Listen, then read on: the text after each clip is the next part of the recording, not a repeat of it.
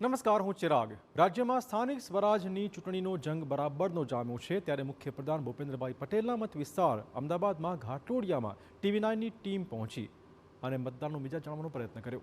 ઘાટલોડિયામાં કેવો થયો છે વિકાસ અને શું છે જનતાની અપેક્ષા, આવો જાણીએ મતદારનો મિજાજ. સ્થાનિક સ્વરાજ્યની ચૂંટણીઓ જામી ચૂકી છે.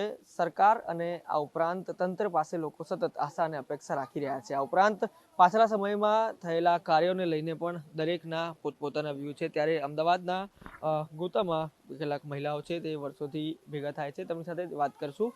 શું આશા અને અપેક્ષાઓ છે? ખાસ તમારું નામ જણાવો. ચૂંટણી લઈને તમે શું માની રહ્યા છો? મારું નામ ચેતના મહેતા છે.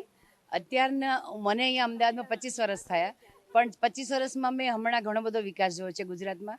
અને ગુજરાતમાં રસ્તાઓ બધા સરસ થયા છે, બ્રિજ બન્યા છે અને ઘણી બધી સુવિધાઓ, મેટ્રો બધું સરસ થયું છે. અને અડધી રાતના બી લેડીઝને એકલા નીકળવું હોય તો ડર જેવું નથી. એમ ગવર્મેન્ટ પર પૂરો ભરોસો છે. અત્યારની જે સરકાર કરી રહી છે બહુ સારું કાર્ય કરી રહી છે અને એવો અમે ભરોસો રાખીએ કે આગળ બી આવી સારું કામ કરે. અમે ખાસ લેડીઝોને ધ્યાનમાં રાખીને કે સરસ આગળ કાર્ય કરે અને બહેનોને વધારે સુવિધા મળે એવું અમે બહેનો વધારે ઈચ્છીએ. એવું સ્વાભાવિક રીતે મહિલાઓની સુવિધામાં વધારો થાય તે પ્રકારનું મહિલાઓ ઈચ્છી રહ્યા છે. અન્ય લોકો પણ છે, તેમની સાથે વાત કરશું. શું કહેવું છે તમારું? શું આશા અને અપેક્ષાઓ? હું તો જન્મ જ મારો અમદાવાદમાં છે અને હું એટલા વર્ષોથી અમદાવાદમાં છું, 58 વર્ષથી. મેં મારા અમદાવાદને બહુ જ સારી રીતે ઓળખ્યું છે અને એમાં સુવિધા પણ બહુ ઘણી બધી વધારે થઈ છે. અત્યારે જે સુવિધા ઉત્તરોત્તર વધતી રહી છે એમાં પણ વધારો થાય એવી અમે સરકાર પાસે અપેક્ષા રાખીએ છીએ. મારા અમદાવાદમાં પહેલાં પણ અમે એકલા નીકળતા હતા અને અત્યારે પણ નીકળી શકીએ ભવિષ્યમાં, એવી મારી એક નાગરિક તરીકેની ઈચ્છા છે. સ્વાભાવિક રીતે કોમનવેલ્થ અમદાવાદમાં આવી રહ્યું છે અને ઓલિમ્પિકની પણ વાત છે.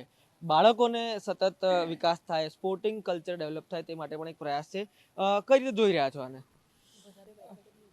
વધારે એકેડેમી ઊભી થાય અને વધારે અહીંયા આગળ બધા વધે, આગળ પ્રોગ્રેસ થાય અહીંયા અને આગળ ને આગળ અહીંયા ઓલિમ્પિક્સ ગેમો છે એ છે બધું થાય અહીંયા. સ્પોર્ટિંગ કલ્ચર અમદાવાદમાં ડેવલપ થાય. આ ઉપરાંત તમે વર્ષોથી રહ્યા છો, અનેક સરકારો જોઈ છે, અનેક વોટ આપ્યા છે. હવે આગામી ચૂંટણીમાં તમે શું અપેક્ષા રાખી રહ્યા છો? અપેક્ષા આગળના સમયમાં અપેક્ષા એ રાખીએ કે મોદી સાહેબ જ આવવા જોઈએ. મોદી સાહેબ આવ્યા પછી ઘણો સુધારો થયો. જે રાત્રે બી એકલી લેડીઝો બહાર આરામથી ફરી શકે છે. સિનિયર સિટીઝન માટે બી એમણે સરસ સુવિધાઓ આપી છે અમને. તમામ મહિલાઓ છે તે પોતપોતાનો મત વ્યક્ત કરી રહ્યા છે. જે પ્રકારે મહિલાઓ કહી રહ્યા છે તેમનો પ્રાથમિક મત એ જ છે કે વર્ષોથી તેઓ અમદાવાદમાં રહી રહ્યા છે.